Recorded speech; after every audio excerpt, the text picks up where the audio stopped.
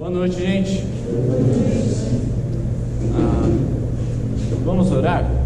Antes da gente começar? Senhor Deus, que privilégio a gente poder cantar que a gente é feliz com o Senhor.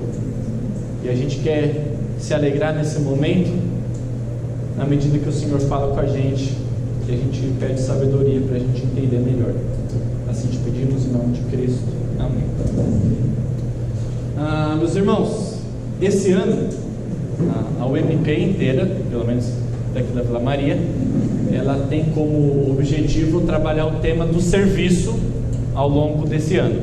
Então no acampamento a gente vai falar sobre serviço, a gente vai enfatizar por vários ângulos o tema do serviço durante esse ano, e eu estou bem animado, porque eu acho que é um tema muito, muito importante, seja para qualquer igreja, muito mais para a gente. Eu estou muito animado com esse tema, e hoje a gente inicia então a nossa primeira conversa, o primeiro sermão, chame o que quiser, sobre esse tema. E eu gostaria de fazer uma pergunta que eu considero muito importante que vocês respondam para a gente continuar a falar sobre esse tema. Então, não se acanhe, não tem resposta errada, quer dizer, tem resposta errada, mas não vou fazer você passar vergonha. Mas responda. Não sei se eu vou dar outra oportunidade para você falar, então aproveite agora, no começo, e eu quero que vocês pensem e me falem o que a gente deve fazer, não só como igreja Vila Maria, mas você que nos visita, como fazendo parte da sua igreja local, o que nós precisamos fazer para servirmos melhor. O que a gente tem que fazer como crentes, como jovens, como MP, como igreja da Vila Maria, como igreja do Senhor Jesus Cristo, o que a gente tem que fazer para a gente servir melhor? Está com vocês.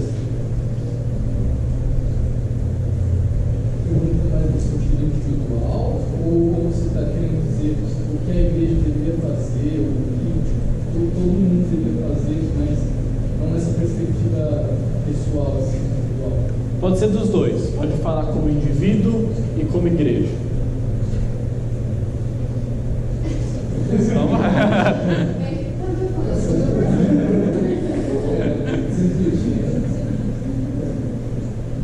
Vai, vou dar um tempo para vocês pensarem e falarem. Bem básico, né? Ia falar do horário e tentar aplicar e entender o que a Bíblia diz sobre isso, como seja melhor. Mais? Eu acho que uma coisa muito importante antes de qualquer coisa é a proposta, assim, sabe? Como você serve, como você serve a Deus e como você faz isso para praticar nos serviços, como você pode fazer isso para praticar nos serviços. Mas não é nada de propósito antes de sair fazendo isso. Dois teóricos falaram, então em vez de falar, vamos fazer tal coisa, vamos pensar o que nos motiva antes da gente fazer, mais ou menos isso. O que a gente vai fazer, como, é isso?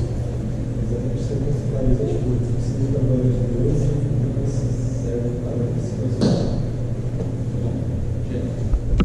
Nessa parte teórica, acho que a função do pecado sempre está pensando em perdão, a gente serve melhor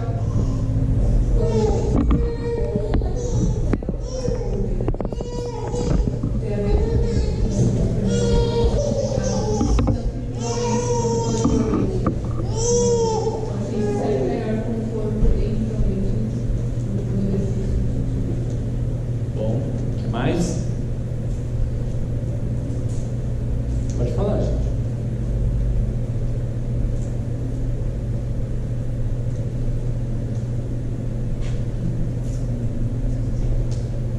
Essa é a hora de você falar quando geralmente você fala isso, você discute esse tema, não necessariamente com essa pergunta, mas às vezes você está em um grupo que às vezes está até criticando a liderança da UMP, ou a liderança da igreja. Não, porque se fosse eu faria assim.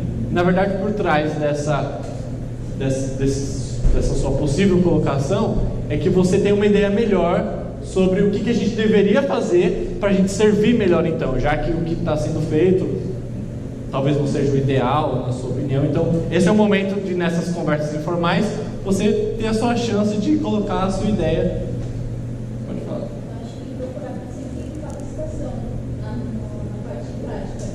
Procurar sempre estar estudando sobre, por exemplo, se você vai aplicar isso com servir missões, estudar para isso, na parte prática.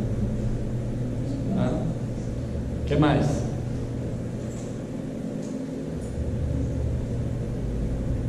Eu acho que também para você ser melhor, você precisa procurar entender o contexto do lugar que você está vivendo para saber o que precisa ser feito. Você sabe onde investir a sua energia de forma mais eficaz.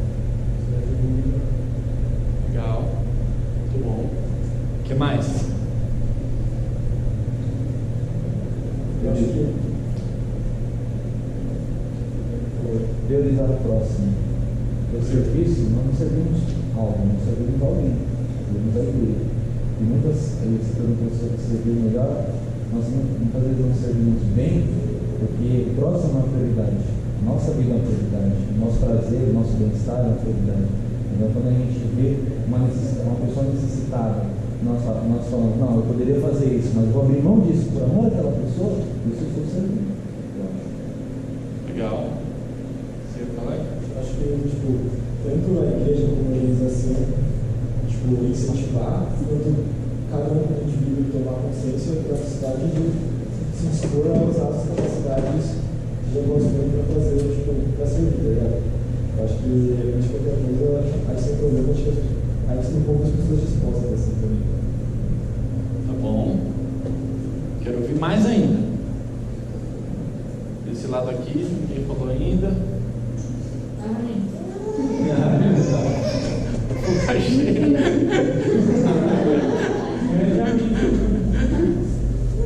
Big, você ouviu a pergunta? Como é servir nos pontos de igreja individual? O que a gente pode fazer, o que a gente deve fazer para servir melhor? Acho que. Bom, assim, acho que eu tenho uma resposta. O que a gente precisa fazer para servir melhor, na verdade, é sempre pensar como Jesus serviria, assim como ele serviu. Talvez esse modelo seria bom para ele saber servir melhor. Como ele serviria no nosso Como ele lugar? serviu também, a gente viu como ele serviu em vida, como ele serviu os discípulos, as atitudes dele acho que são, na verdade, a melhor referência para isso. Eles podem nos ajudar a servir melhor. Perfeito. Então, aproveitando a deixa do Big e a resposta aprazível, primeiro que a gente deve fazer para servirmos melhor é olhar para o maior exemplo de serviço. Cristo nos serviu. Essa é a primeira coisa que a gente deve fazer quando a gente pensa e se programa em servir melhor. Qual foi o maior exemplo de serviço que pisou aqui na terra? Jesus Cristo. Só assim a gente pode servir melhor. Começar a pensarmos em todas as coisas que vocês falaram, são certas, são úteis, são proveitosas, mas a gente primeiro começa olhando para quem serviu melhor. E aí é sobre isso que eu queria falar com vocês essa noite. A base para tudo que nós veremos daqui para frente ao longo desse ano está fundamentada no que Jesus Cristo fez. Não podemos falar de servir sem falar de quem nos serviu, e quem nos serviu foi Jesus Cristo. Então, estou falando do Evangelho, e às vezes a gente fala muito do Evangelho, mas a gente às vezes não sabe defini-lo, porque a gente não aprendeu o Evangelho como ele é de fato. Às vezes a gente acha que o Evangelho é servir, e eu escuto isso com frequência. Ou a gente usa até uma frase que eu considero, aí é muito pessoal, até meio infeliz, quando a gente fala viver o Evangelho. Na verdade a gente não vive o Evangelho, né? O Evangelho é a notícia de alguém que viveu em nosso lugar. A gente vive de modo digno do Evangelho. A gente não vive o o Evangelho em si. Da mesma maneira como o Evangelho não é servir, mas o Evangelho é a boa nova de que nós fomos servidos por Jesus Cristo. E aí, claro, que em decorrência disso a gente serve, em decorrência disso a gente vai passar o ano inteiro falando sobre isso. Mas às vezes a gente passa rápido demais por essa ideia de que Ele nos serviu. A gente quer saber muito o que a gente tem que fazer. A gente é muito ativista, a gente quer saber qual é a nossa parte, a nossa função. Isso é bom, é saudável, mas quando você começa por isso, ou quando você dá mais atenção para isso, então você se torna um legalista. E isso era muito comum na época de Jesus e em toda a história da igreja. Esse foi um erro muito comum, andar para esse lado do pêndulo, que pensa muito no que você tem que fazer e esquece muito que na verdade Cristo já fez tudo por você. Então o Evangelho não é servir, o Evangelho é a notícia maravilhosa de que fomos servidos pelo Senhor. E fomos servidos, na verdade, pelo Rei de todos os 7 reis. Não, pelo Rei de toda a criação. O Rei de toda a criação se fez homem e nos serviu. Isso traz uma foto muito mais ampla dessa situação, quando a gente só pensa em ele me serviu, legal, mas quem que te serviu? E aí, para pensar nisso, o tema dessa nossa conversa de hoje é o Rei do Reino Invertido.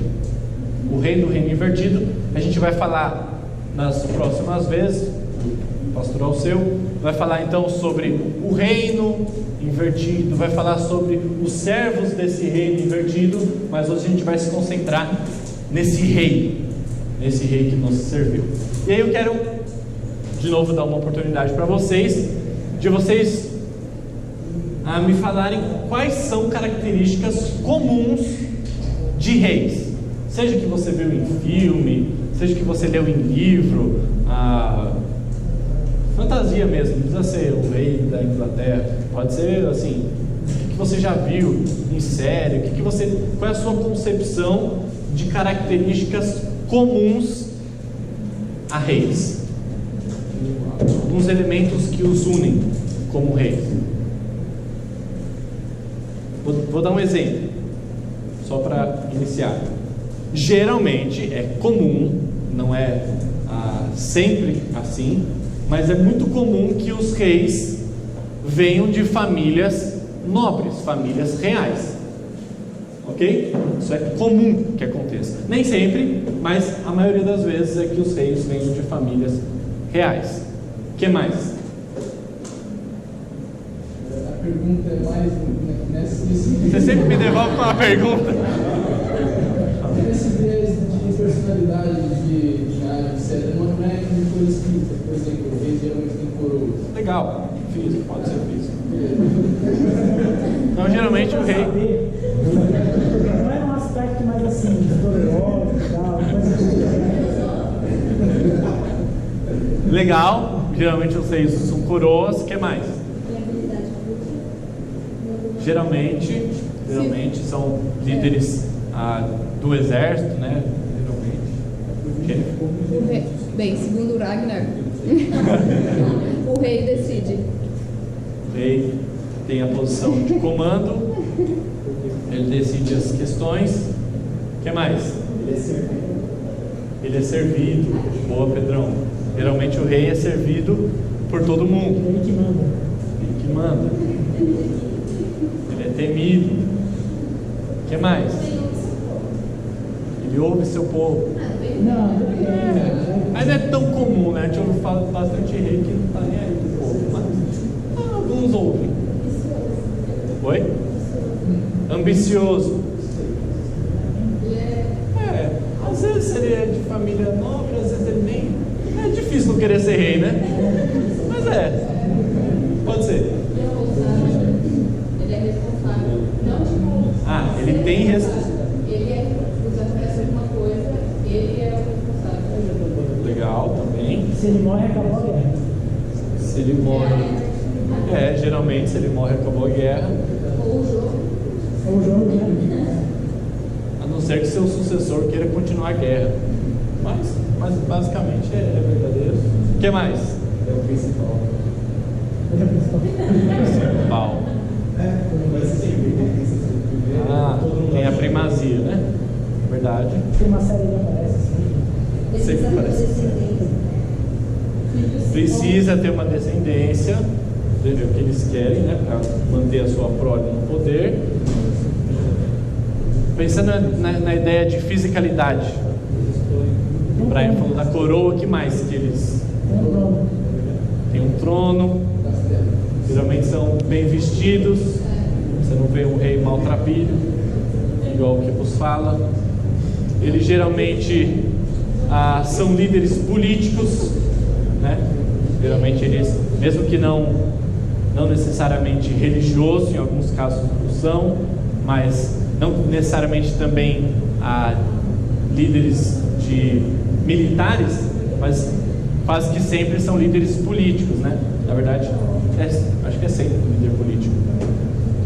Bom, mas eu coloquei algumas dessas questões que vocês falaram, eu anotei. A primeira delas é de família real.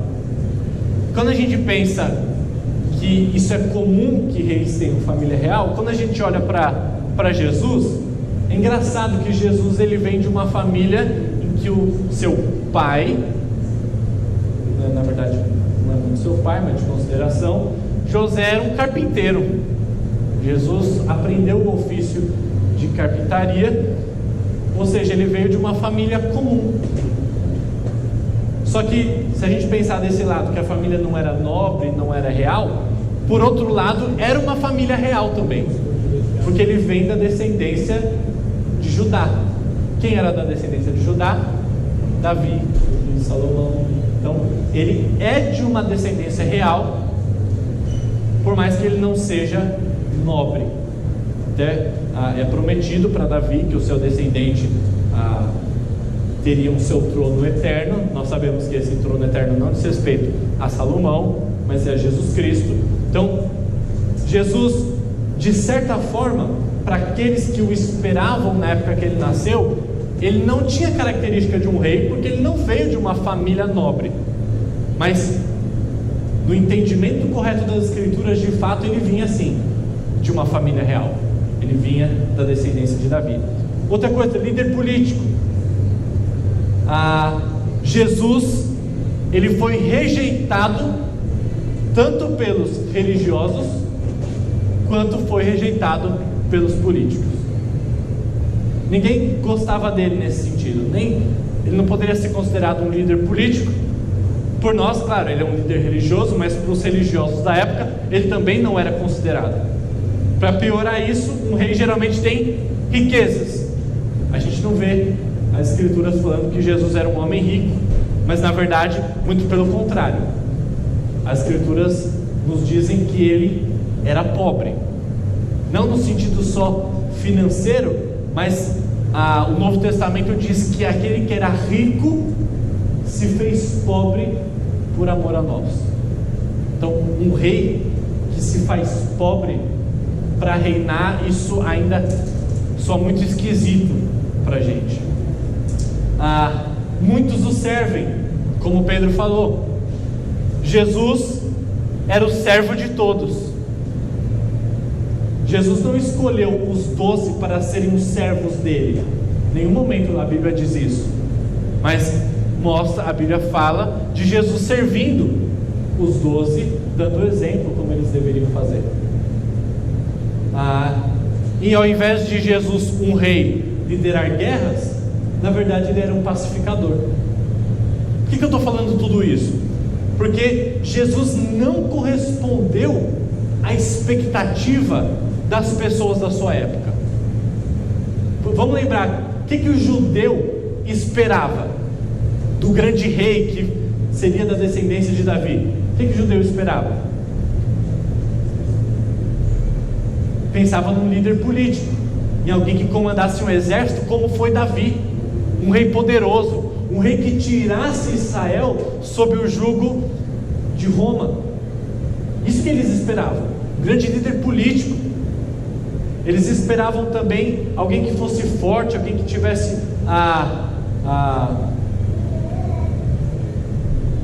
poder militar de conquistar terras. porque eles estavam num terreno que não era aquilo que foi prometido para Israel, do que Israel ocuparia. Quando você lê o Antigo Testamento, a área que Deus prometeu desde Abraão para Israel ocupar era muito maior do que eles ocupavam. Então eles esperavam um líder militar também, que avançasse terras, conquistasse terras em nome do povo de Israel. Mas Jesus vem e ele mostra que eles esperavam alguma coisa muito diferente do que na verdade era o espírito da profecia. Ele vem mostrar que a grande libertação que aquele povo precisava era uma libertação espiritual, que de fato traria consequências físicas, consequências materiais, mas antes de tudo isso era uma libertação espiritual. E o seu lar não era Jerusalém, mas o seu lar na verdade era um lar que ele estava preparando, que era o lar celestial. É um rei muito diferente do que a gente conhece ou do que eles esperavam. É um rei que tem tudo e é um rei que serve a todos.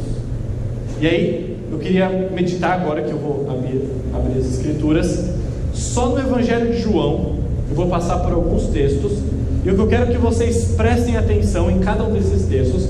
Eu convido vocês a acharem, esses textos que a gente vai ler, o rei soberano. Eu convido vocês a acharem um rei indesejado e um rei servo.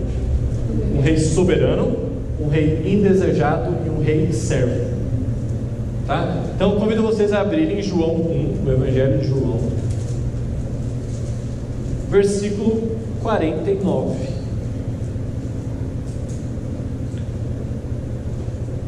Então, a palavra de Deus diz: então exclamou Natanael: Mestre, tu és o Filho de Deus, tu és o Rei de Israel.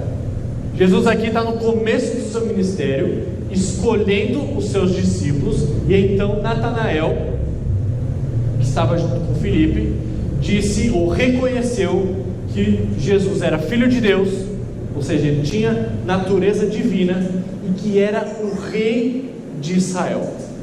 Então a gente percebe que pela ação do Espírito Santo existiam algumas pessoas com a expectativa certa de quem seria o Messias prometido desde o Antigo Testamento, e era Jesus Cristo.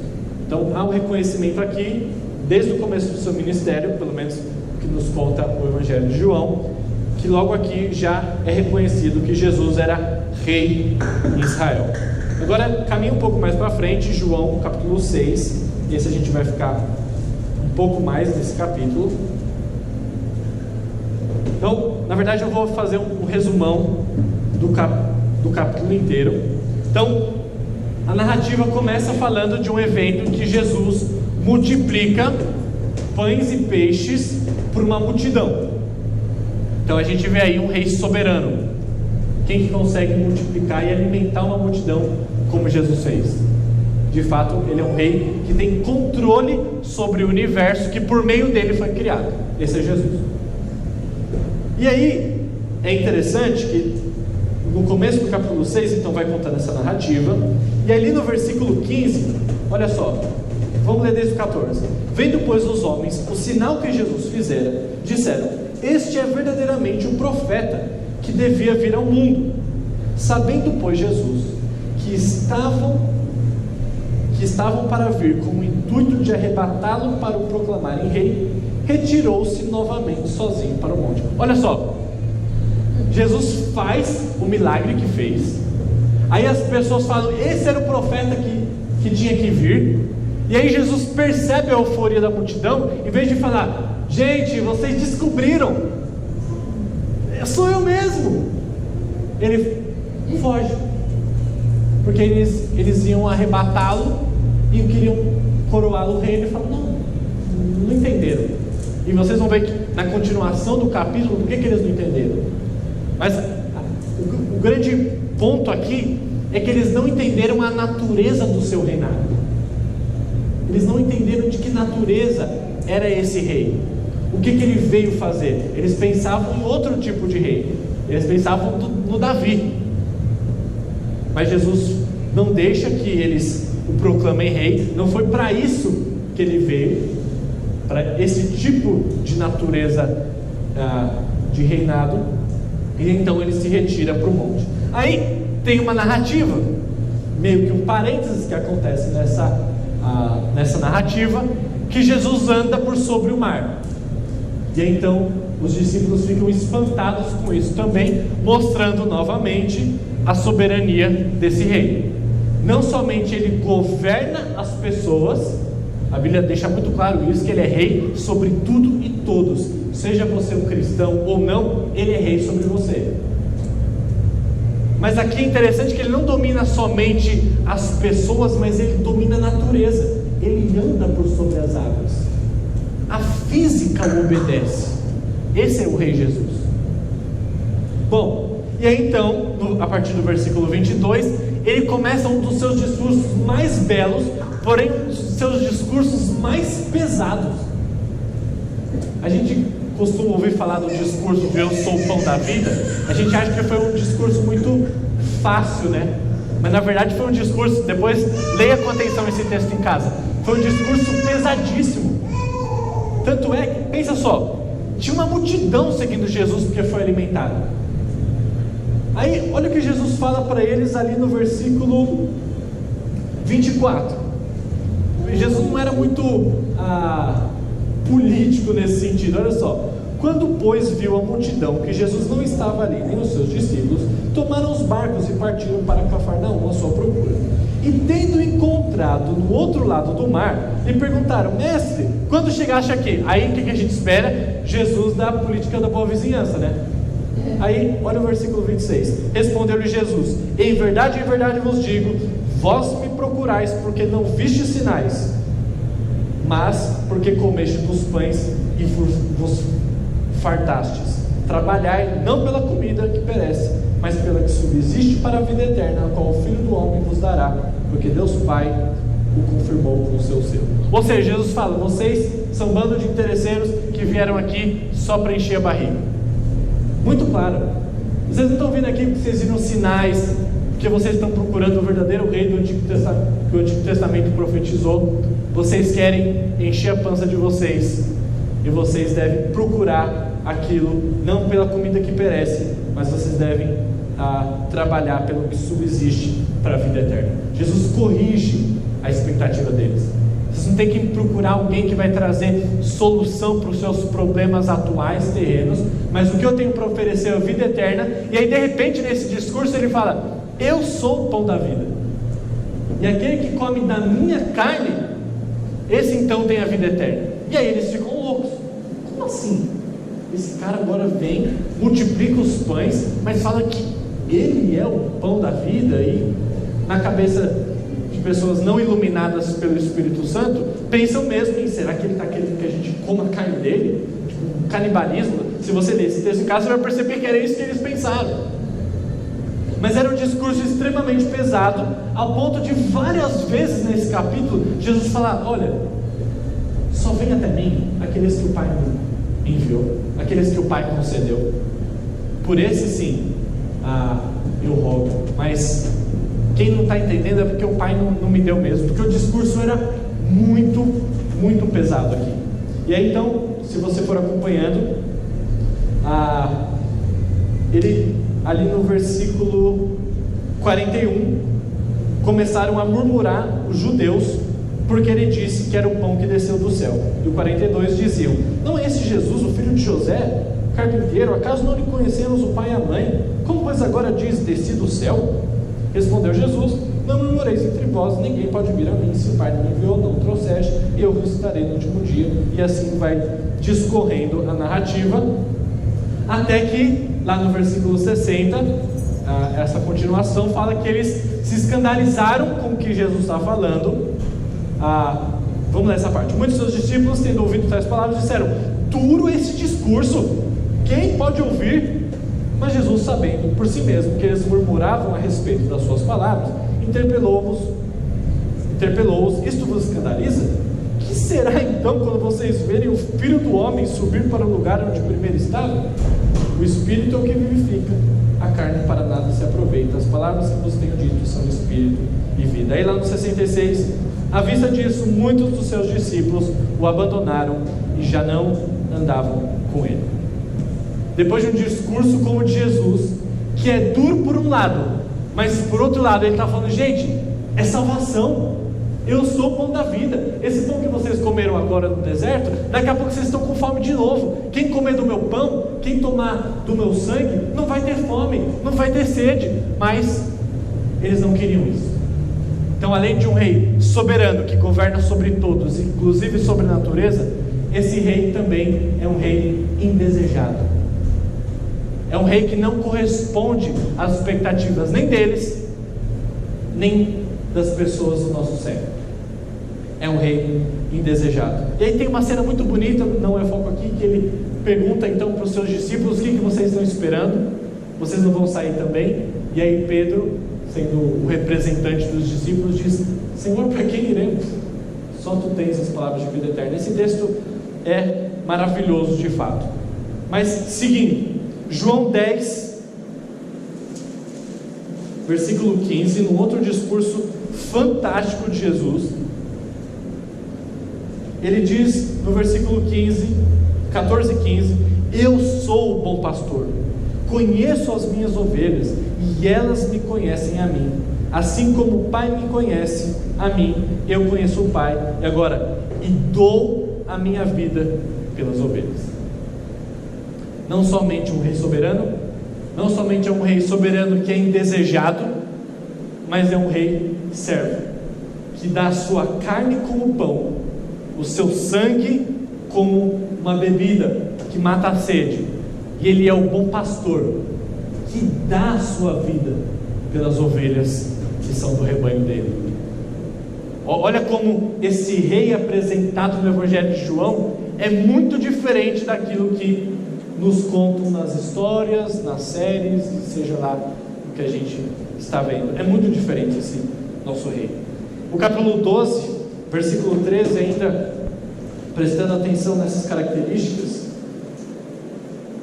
12, versículo 13, diz que numa das Páscoas que Jesus sobe para Jerusalém, tomaram ramos de palmeiras e saiu ao seu encontro clamando: Hosana, bendito o que vem em nome do Senhor e que é rei de Israel. Aqui conta sobre a entrada triunfal de Jesus em Jerusalém, que muitos consideraram Jesus como aquele profetizado no Antigo Testamento, e aí eles disseram: Hosana, bendito que vem em nome do Senhor e que é rei de Israel. Eles conseguiram enxergar isso, só que ainda, não da maneira plena. Ainda essa multidão, muitos o abandonam, muitos ainda não tinham entendido, mesmo olhando para Jesus e falando: olha, o Antigo Testamento falava sobre ele. Com o tempo, com as, entre aspas, desgraças que sucederiam a esse evento, muitos olhariam e falariam: não, acho que não era bem isso, a gente se enganou. Quer ver um exemplo disso?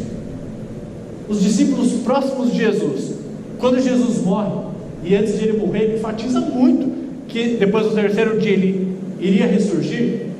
Lá no caminho de Emaús, aqueles dois discípulos no caminho de Emaús, o que eles conversavam? Eles estavam desanimados porque o mestre deles havia morrido e não tinha ressurgido ainda.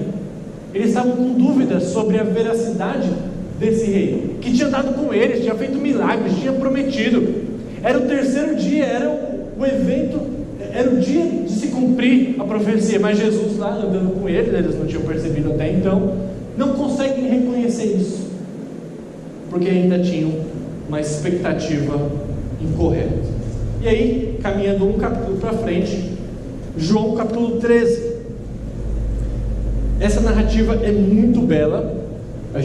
Ao longo do ano a gente vai trabalhar especificamente sobre ela, então hoje eu vou passar por cima apenas, mas conta da história de Jesus lavando os pés dos seus discípulos. E aí eu quero ler pelo menos essa narrativa inteira.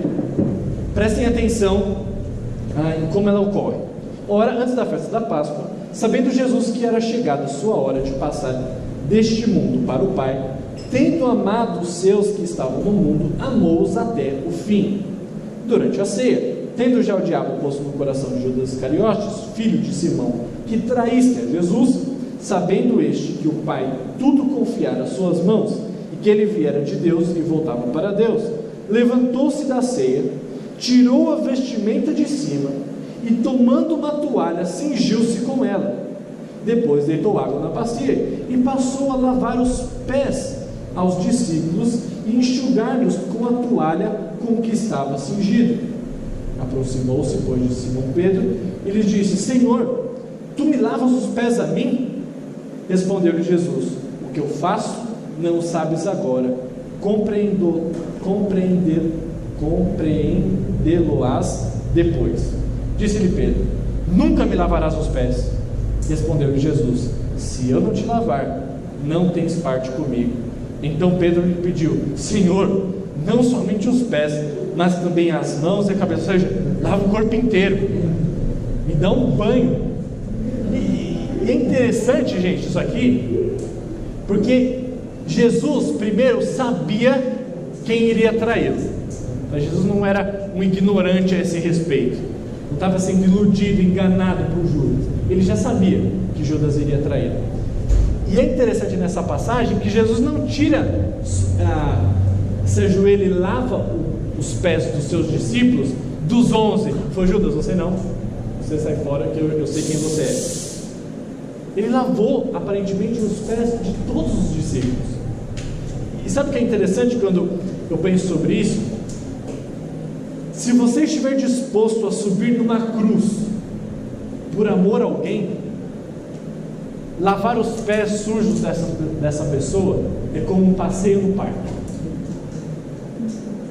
Jesus subiu a cruz pelos seus inimigos, que éramos nós. Lavar o pé de alguém, para quem morre no lugar de um inimigo, é como um passeio no parque que faz. Esse é o nosso rei, um rei soberano, um rei que, por mais que seja rejeitado, ele ainda morre pelos seus inimigos. E aqui ele lava os pés dos seus discípulos. E aí depois a gente vai trabalhar mais esse texto ao longo do ano. E a ideia é de que a gente precisa primeiro, antes de pensar em servir, antes de pensar no que a gente fazer, a gente tem que olhar para a nossa vida e pensar: será que eu já fui lavado dos pés, da cabeça aos pés por Jesus? Será que eu já entendi a maneira como esse rei soberano me serviu na cruz? Antes de pensar em, a gente às vezes corre demais para a ideia de Jesus lavou nossos pés, vamos lavar os dos outros. Mas será que a gente entendeu o que significa que Jesus nos lavou? Passa lá sua Bíblia para João 18. Eu estou quase acabando. João 18, versículo 33 ao versículo 37. Olha só esse diálogo que interessante. Tomou Pilatos, aqui Jesus estava sendo julgado. Tornou Pilatos a entrar no pretório, chamou Jesus e perguntou-lhe: és tu o rei dos judeus? Respondeu Jesus: vem de ti mesmo esta pergunta, ou te disseram outros a meu respeito? Replicou Pilatos: porventura sou judeu? A tua própria gente e os príncipes sacerdotes é que te entregaram a mim. Que fizeste?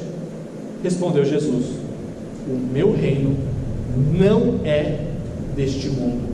Se o meu reino fosse deste mundo, os meus ministros se empenhariam por mim, para que não fosse eu entregue aos judeus. Mas agora o meu reino não é daqui. Cabe uma explicação, esse versículo é muito precioso, mas às vezes entendido de maneira incorreta, na minha opinião. Quando Jesus fala, o meu reino não é daqui, ele não está dizendo que se exploda essa terra, não tenho nada a ver com isso aqui é do diabo mesmo, ele que é o dono disso aqui, não estou nem aí, eu vou cuidar lá do céu, pular com os anjinhos nas nuvens. Não está dizendo isso. O meu reino não é deste mundo, significa que a natureza do meu reino não é terrena. A ética do meu reino, o jeito como o meu reino funciona, não tem padrão nesse mundo. Mas a ética do meu reino, que vem de outro reino celestial, ela vai penetrar neste mundo. com a minha vida, morte e ressurreição. E ela vai atingir esse mundo, e um dia Ele voltará e fará dessa terra uma terra renovada, um novo céu e uma nova terra. Então Ele não está rejeitando o mundo físico, não está rejeitando este mundo, apenas dizendo: a natureza do meu reino não é daqui. Porque se fosse daqui, os anjos me pegariam, me levariam, ninguém ia mexer comigo. Mas o meu reino, ele vem de outro lugar. Então, o reino de Jesus é para este mundo, mas os seus valores não vêm deste mundo. E aí Jesus vence o mal. É interessante, que aí depois, quando a gente olha para a cena da crucificação, a gente vê que esse rei soberano, indesejado, esse rei servo, ele vence o mal ao deixar ser, entre aspas, vencido por esse mal na cruz. Por mais que toda a ilustração seja falha, né, em todos os seus aspectos, eu creio que a ilustração que o C.S. Lewis usa no Leão, a Feiticeira e o Guarda-Roupa é muito interessante, na ideia de que na mesa em que o leão morre tinha um pacto escondido, e aí depois ele volta à vida, e a feiticeira achava que naquela derrota do leão, do Aslan, é que ela tinha a vitória, mas na verdade, na derrota dele, que ela chamava de derrota, foi na verdade a vitória dele sobre o poder que ela tinha sobre o Edmundo. Na verdade, não cabe muito bem essa ilustração, porque na verdade a ideia de que o diabo é nosso dono e a gente é escravinho do diabo, e aí Deus vem e paga o resgate para Satanás, ele morre, Jesus Cristo morre para comprar a gente do diabo, é mentira. O diabo nunca foi o nosso dono. Ele estava resolvendo um problema que nós tínhamos com Deus mesmo. Mas a grande ideia que eu quero destacar aqui é que essa vitória, ela vem da sua, entre aspas, derrota, da sua morte, da sua entrega, do seu alto sacrifício. Esse é o nosso rei, e que a gente não vê, não é comum ver nas histórias de reis. E o último texto, João 19:19.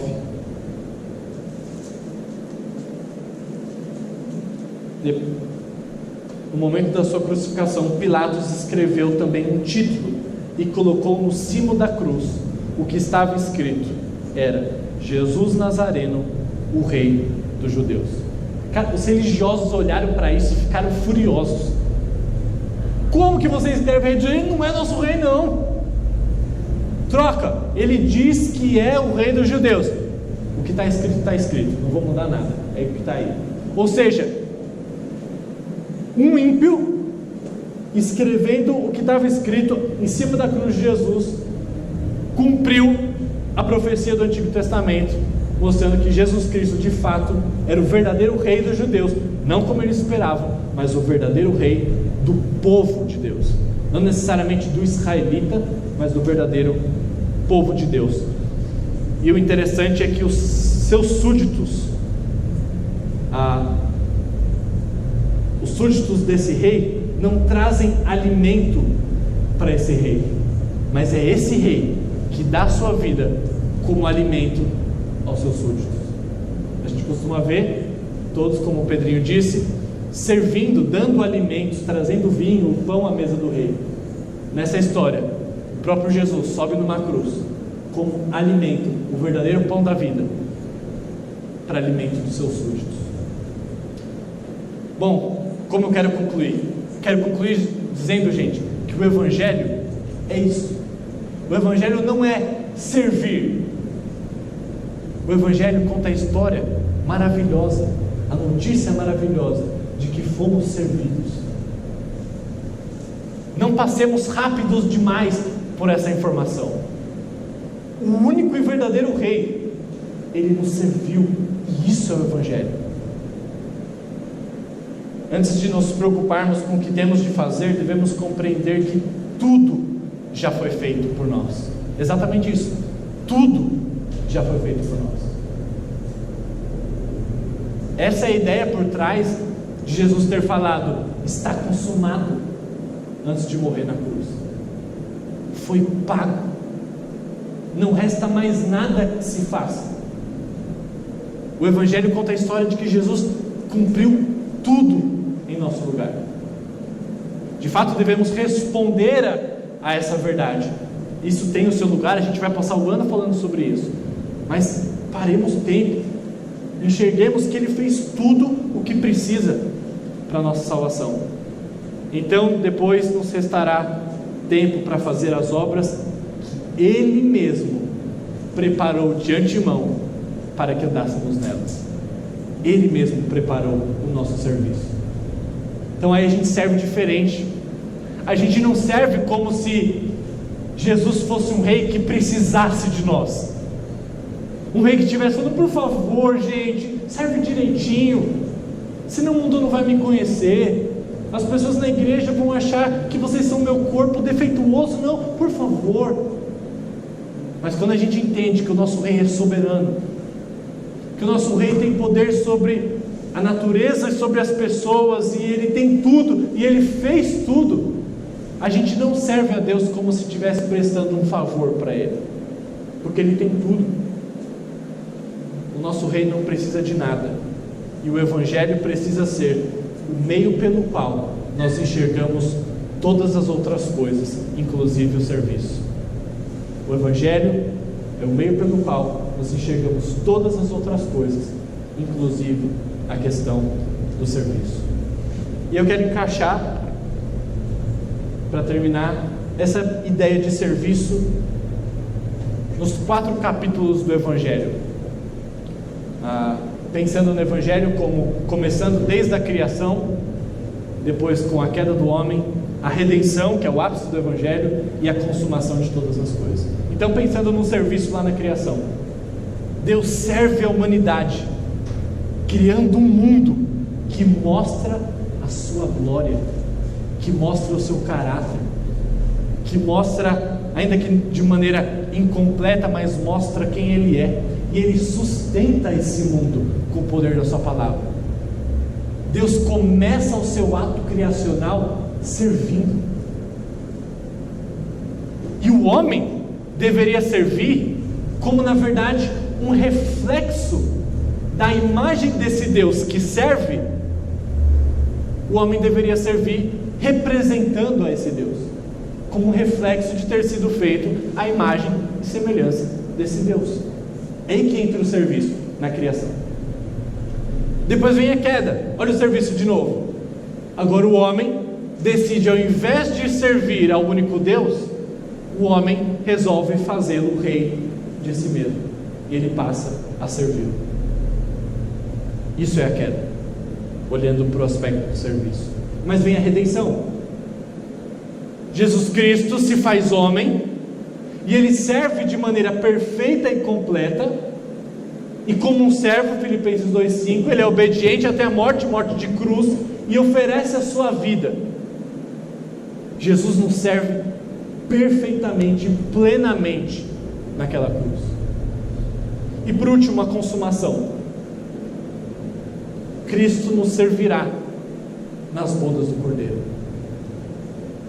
A gente tem a noção de que a gente vai passar a eternidade servindo a Jesus Cristo, Ele tipo num trono, não de ferro, mas de ouro, né? O pessoal acha que não sai tudo de ouro, mas eu acho interessante a passagem de Lucas 12:37, não precisa abrir, mas diz assim: bem-aventurados aqueles servos a quem o Senhor, quando vier, os encontre vigilantes. Em verdade vos afirmo que Ele há de cingir-se, dar-lhes lugar à mesa, e aproximando-se, os servirá. Olha que fantástico! No céu, Jesus vai se aproximar e vai servir. A sua natureza de servidão não acabou. Isso é muito belo. Mas reparem, a quem que Ele vai servir? Os servos. O texto diz, Lucas 12:37, bem-aventurados aqueles servos a quem o Senhor achar quando vier. Essa é a base para a nossa adoração ao longo desse ano. Essa é a base para o nosso serviço. Cristo Rei nos serviu. O que vocês pensam que devemos fazer para servir melhor? Então, voltando à pergunta do início, o que a gente precisa fazer para servir melhor? Olhar para o maior exemplo, Jesus Cristo, o Rei, nos serviu.